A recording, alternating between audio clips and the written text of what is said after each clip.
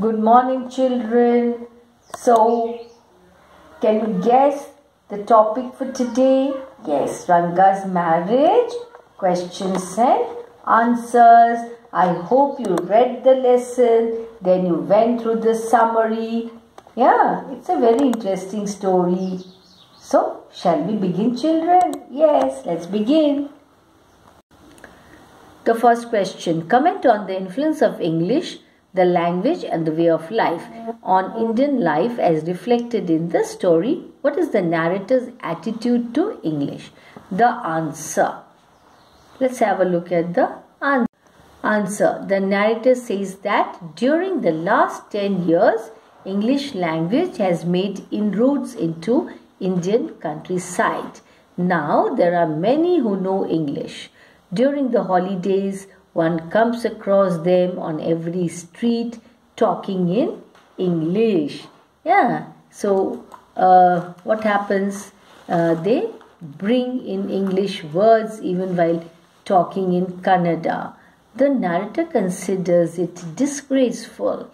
He illustrates his point of view by giving an example. A bundle of firewood was bought at Ramarao's house. Ramarao's son asked the woman how much he should give her. When she said 4 pice. Like, pice means paise. We used to say paise, that pice. The boy told her that he did not give any change and asked her to come the next day. The poor woman did not understand the English word change and went away muttering to herself. Thus the use of English language before a native Kannada speaker caused confusion. Ranga was influenced by the English way of life. Like them, he wanted to marry a mature girl and not a young present-day bride. He told the narrator that he would marry when he grew a bit older. Secondly, he wanted to marry a girl he admired. He was not in favor of arranged marriages. Obviously, he is an educated person. This shows the influence of English way of life on modern young educated Indians. The narrator did not approve of it.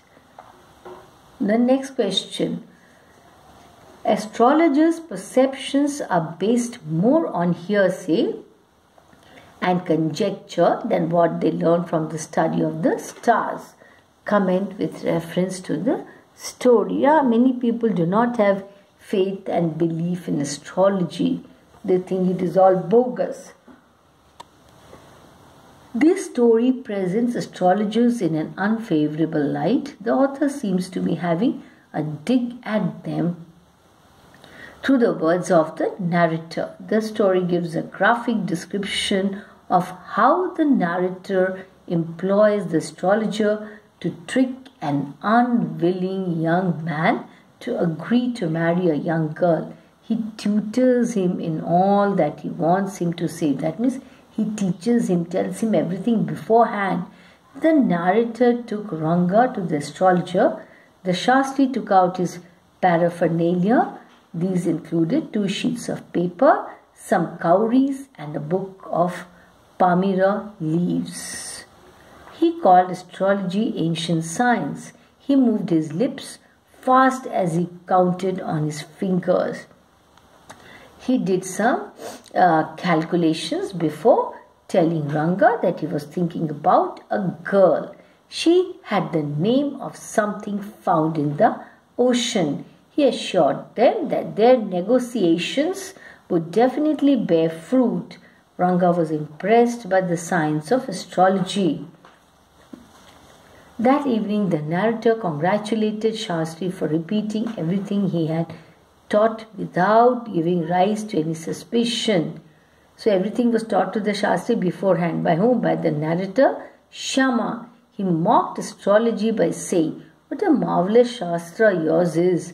The Shastri didn't like it and said that he could have found it out himself from his Shastra.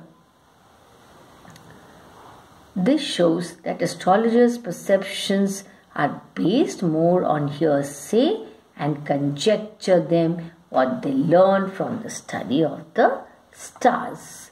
Now question number 3.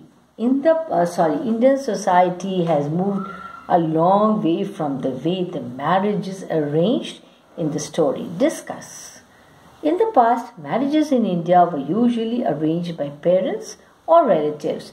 The story Ranga's marriage shows how the narrator arranges Ranga's marriage with the help of the astrologer. After independence, certain changes have come in the economic and social setup of the Indian society. Even now, some people, they strongly believe in matching horoscopes before the marriage. Horoscopes of the bride and the groom. Yes, but some people don't have faith in it. Some people don't think it important or necessary. Women empowerment has made women men's comrades and equals and not a mere prisoner confined within the four walls. Yes, these days women are independent. They too are earning. They are educated. Women education and access to jobs have changed the attitude of modern males towards them. A girl is now accepted as a partner in her marriage for her worth or qualities rather than the dowry. Marriageable young boys and girls have now more say in their choice of partners. Early marriages have been banned legally, though at some places in the remote villages still exists. The minimum age for marriage for a girl is 18 and for a boy it is 21. By this time they attain physical, emotional and mental maturity. Indian society has certainly moved a long way from the time of arranged marriages when the formal consent of the bride or bridegroom was taken for granted and the elders fixed everything. But now the scenario has changed. Okay, now question number 4. What kind of a person do you think the narrator is? The narrator Shama is dark in color. He calls himself a dark piece of oil cake. He is an elderly gentleman. He is keen observer of men and manners. He notices the influence of English, the language and the way of life on Indian society. He is a purist who is pained at the indiscriminate use of English words in Kannada conversation. He considers it disgraceful. He does not approve of the English custom of love marriage. That means mixing up. When you are speaking in Kannada, you should not use any English words. That is the opinion, view of Shama the narrator. He doesn't like it. And he is also against love marriages. English custom of love marriage, he doesn't like that either. He is a well-mannered gentleman who has the good of others in his heart. He learns of Ranga's views about marriage from Ranga himself. He is a good judge of human character. He thinks that Ranga would make a good husband. The narrator is a good strategist. He cleverly calls Ranga to his home when Ratna is singing a song. He notices Ranga's reaction and interest in her and arouses his curiosity by arranging a meeting with the astrologer. First he says that Ratna is married, but when he finds Ranga deeply interested in her, he confesses that he was wrongly informed. In short, the narrator tries his utmost to get the marriage settled. So here, who's the narrator? Shama. It is because of him that Ranga was able to get married to Ratna. The narrator loves fun and humor. He has the capacity to make others laugh at him. He employs a rambling style and gives many similes and metaphors to heighten the literary value of the story. Children, I have already done a session on poetic devices or literary devices.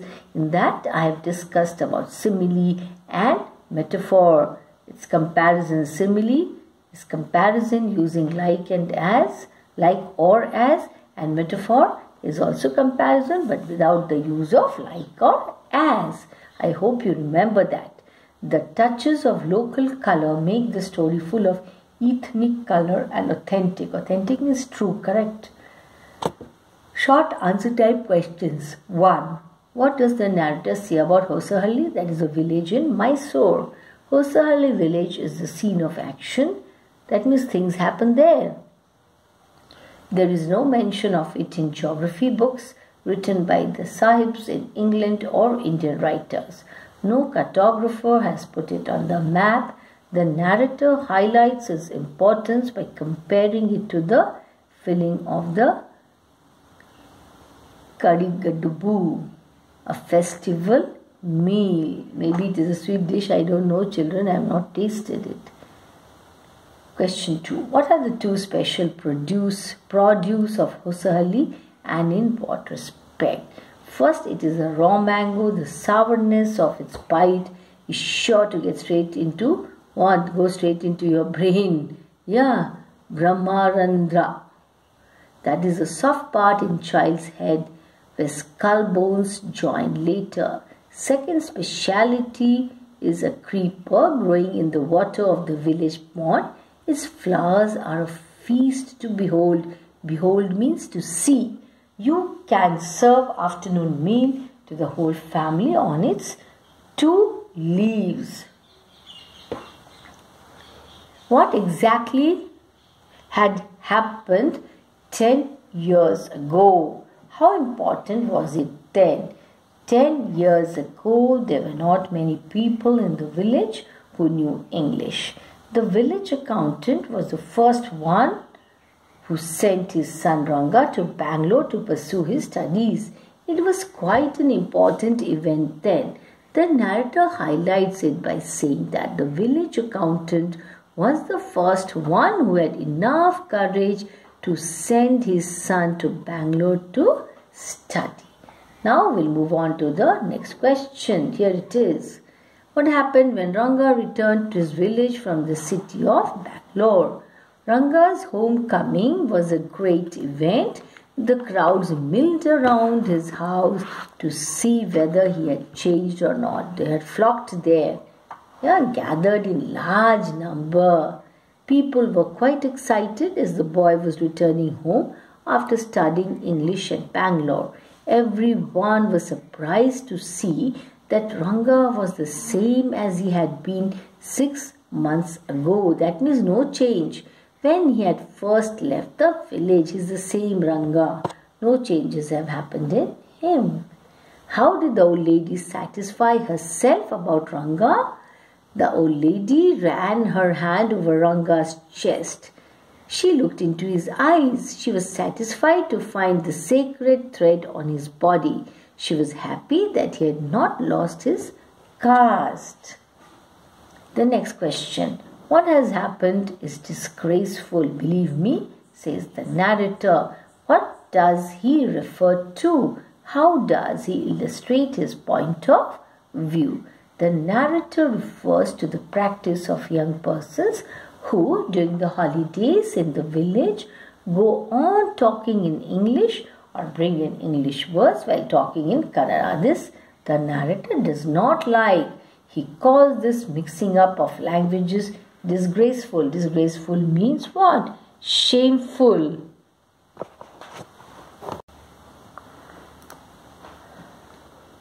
So according to the narrator, mixing up of words, mixing up of languages, he does not like.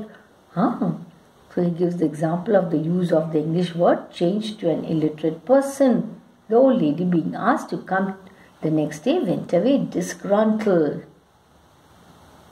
What does the narrator refer to? The black hole of Calcutta. During the British rule, hundreds of persons were kept inside a single room jail, prison. The next morning, most of them were found dead due to suffocation. So that is the black hole of Calcutta.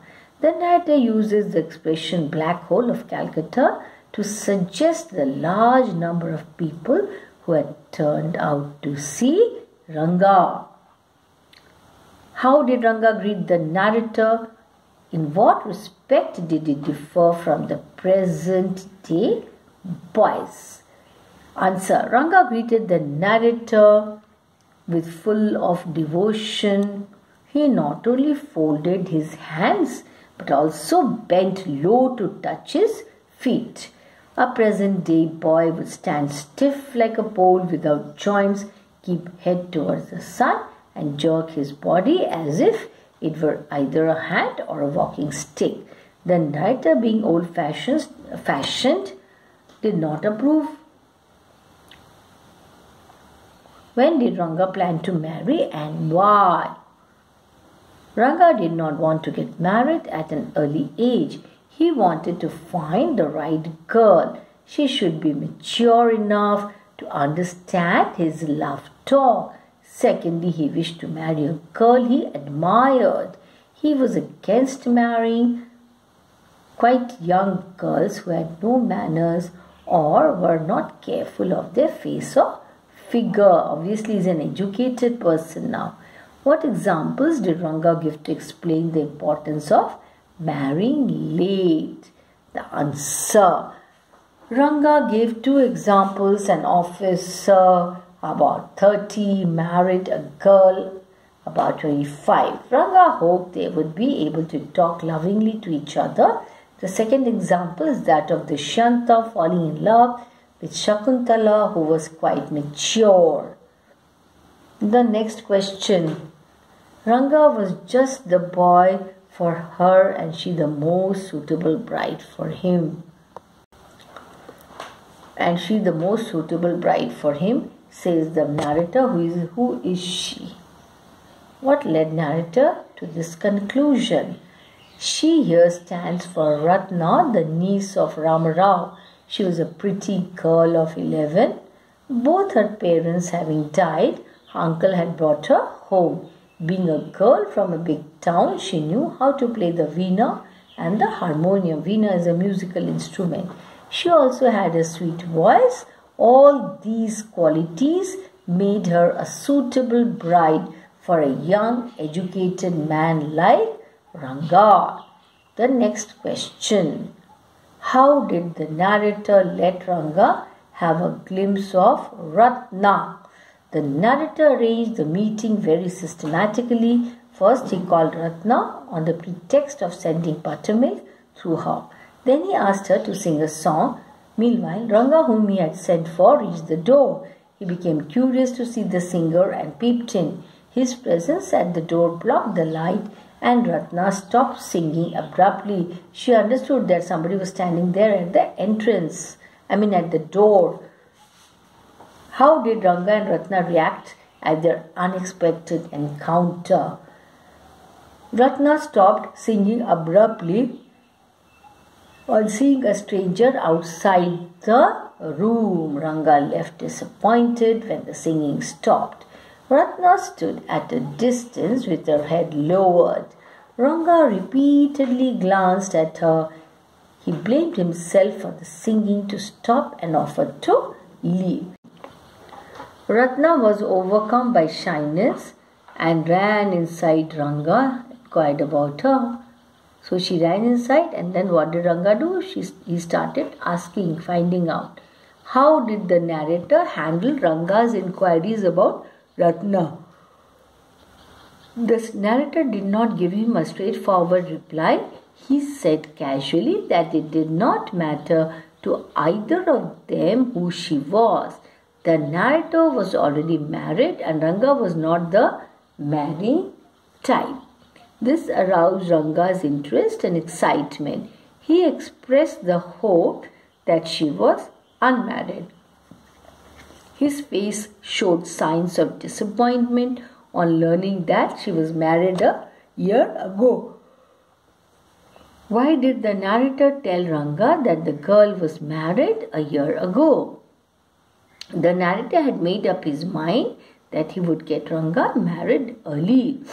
First, he brought Ranga and Ratna face to face to arouse his interest in her.